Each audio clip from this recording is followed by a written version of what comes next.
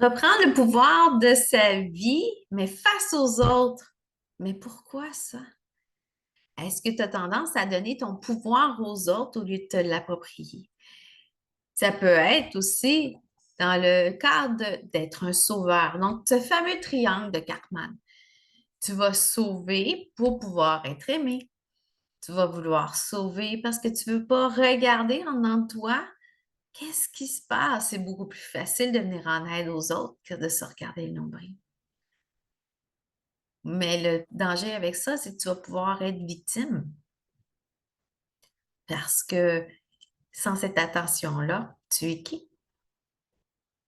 Ou devenir un bourreau parce que personne et tout le monde t'ignore. C'est aussi une façon de gérer ces fuites d'énergie. Tout dépendant avec qui tu tiens, ben, les fuites d'énergie, ben, il y a des gens qui te drainent un peu plus, ces fameux vampires d'énergie. Est-ce que tu es capable de les reconnaître? Ou quand tu es avec quelqu'un, tu te donnes à 100% en oubliant que tu existes. Donc, c'est toutes des choses à penser aussi. Quand ça t'arrive, des choses comme ça, que tu vas avoir des coups par l'extérieur, des gens vont vouloir quitter parce que tu croyais que tu étais leurs amis. Mais il y a quelque chose qui va arriver à ce moment-là, c'est que tu ne feras plus confiance aux autres. Parce que tu t'es tellement oublié à travers eux, que ce soit des amis, un conjoint ou une conjointe, que ta définition de toi-même, tu ne la reconnais plus. Tu te regardes dans le miroir et tu dis, mais qu'est-ce qui est arrivé avec moi? Alors, laisser son pouvoir aux autres peut être néfaste pour ta santé aussi, parce que tu peux être pris d'épuisement, burn-out, se dédier à son travail, juste son travail, mais tu oublies de doser avec toi-même. Donc, c'est tous des paramètres à vérifier, que c'est important de reprendre son pouvoir sur soi pour pouvoir ensuite mieux ajuster. Qu'est-ce que tu vas donner aux autres? Alors, ça fait en sorte que tu peux avoir des relations inégales et peu nourrissantes. Alors, quand tu as des amis qui ne te ressemblent pas, quand que tu changes, mais eux autres veulent que tu restes comme que tu étais avant. Et c'est pour cela que quand tu décides de vouloir changer, t'améliorer, évoluer et penser à toi, il y a des gens qui vont rester dans le train avec toi et ils vont s'ajuster à la nouvelle version de toi, ton toi 2.0. Mais il y en a d'autres qui vont vouloir débarquer du train parce que tu ne corresponds plus à leurs attentes. Et peut-être que ces attentes-là étaient justement que tu étais trop gentil, trop fin, trop fine et qui savaient qu'ils pouvaient compter sur toi pour un service, peu importe comment tu te sentais. Alors, des fois, il y a des gens qui vont hésiter avant de s'améliorer, de changer, parce qu'ils ont peur de perdre et de se ramasser seuls, au lieu d'avoir des gens propres à leur image. Donc, tu peux évaluer tes relations aussi avec qu'est-ce que tous et chacun ont à t'apporter. Reprendre le pouvoir sur ta vie. J'ai fait une vidéo dessus. C'est important pour augmenter ta confiance en toi, ton estime de toi, avoir une meilleure autonomie, donc gérer tes fuites d'énergie, avoir beaucoup plus de vitalité que de te faire vider à chaque fois, comme un vampire qui te visite à chaque nuit. C'est pour être plus indépendante. Puis quand tu es indépendant, indépendante, c'est que tu vas suivre ta personnalité, ton identité, tes besoins et tu vas veiller à les combler. Tu vas être honnête et respectueux envers toi-même. parce que tu as du pouvoir sur ta vie. Oui, mais comment qu'on gère ça? Ça va aller avec un élan du cœur. Un simple feeling. Est-ce que ça te dit oui ou que ça te dit non? C'est à évaluer. Hey, viens-t'en, on s'en va au cinéma ce soir. C'est pas ça que tu avais prévu.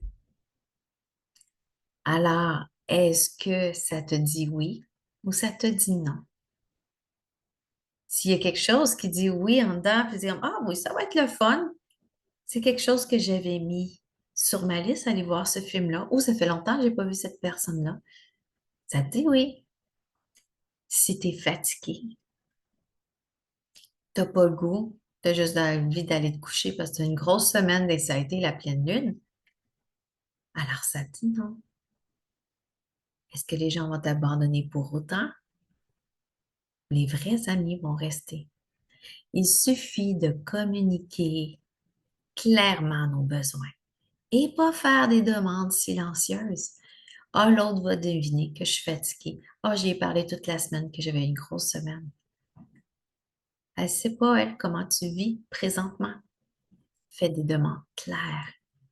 Alors, l'élan du cœur, c'est est-ce que tu as le goût? Est-ce que tu es disponible?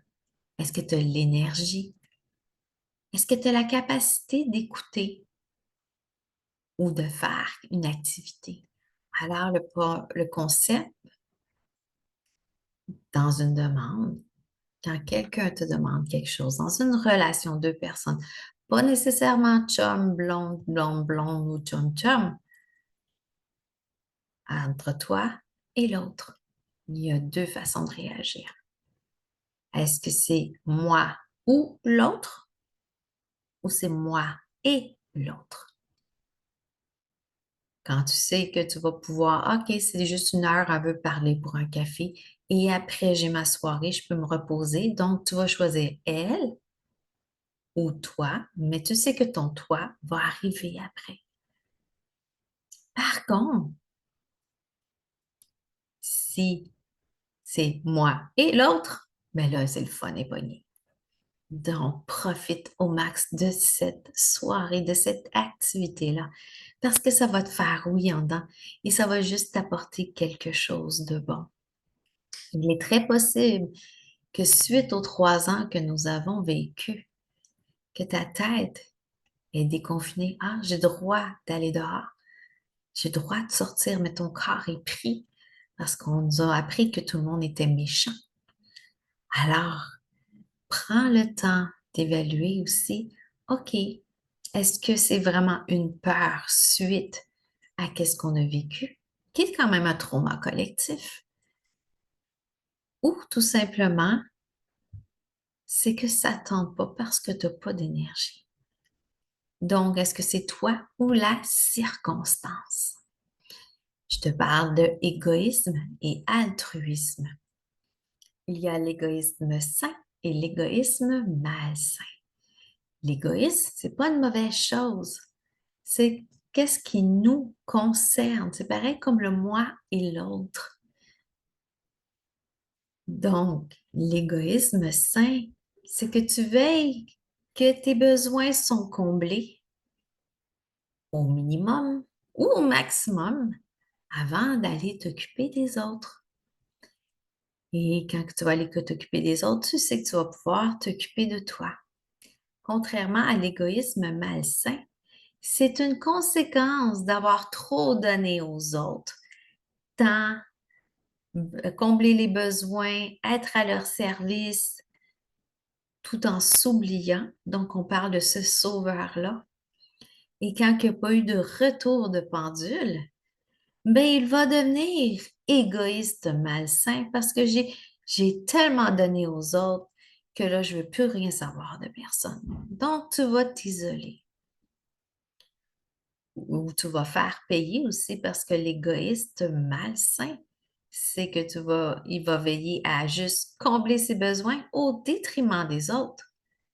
L'égoïsme sain va combler ses besoins, pas en rapport aux autres, mais en prenant compte des autres.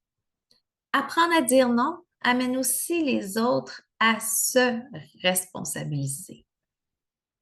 Tu sais, c'est comme maman fait ci, maman fait ça, mais on n'a pas besoin d'être maman.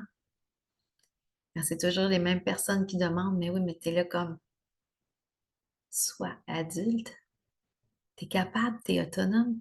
Alors, il est beaucoup plus important de développer l'autonomie chez l'autre et de les responsabiliser au lieu de t'en mettre pas mal sur les épaules et que tu aies plein de fuites d'énergie. Alors, je vais t'amener à un petit devoir qui va être d'écouter tes besoins et tes sensations lorsqu'on te fait une demande. Peut-être que c'est quelque chose que tu n'es pas familier, que tout se passe dans ta tête. Non, tes besoins, tu les sens là, au fond de toi-même. Les sensations, c'est corporel. Si tu es plus dans ton 8 pouces, il est certain que peut-être que tu connais rien de tout ça parce que tu es sur le pilote automatique avec des scénarios chaotiques. Alors, écoute tes besoins et tes sensations et imagine-toi un bonhomme. Un bonhomme où s'il est vert, tu es en ouverture. Donc, ça va être beaucoup plus facile pour toi d'aller vers les autres ou vers envers. Alors, c'est un bon temps pour toi. C'est un bonhomme d'empathie. S'il est jaune, pose-toi la question sur l'élan du cœur. Est-ce que tu as le goût? Est-ce que tu as envie? Est-ce que tu as la capacité d'écouter ou de faire quelque chose? Alors, pose-toi ces questions-là. Est-ce que tu es assez disponible pour l'autre personne? Et le troisième, rouge, c'est urgent. Décline l'invitation. Il est primordial d'écouter tes besoins. Tu vas dépenser de l'énergie que tu n'as pas et ça va être juste désagréable. Il n'y aura pas de qualité de relation.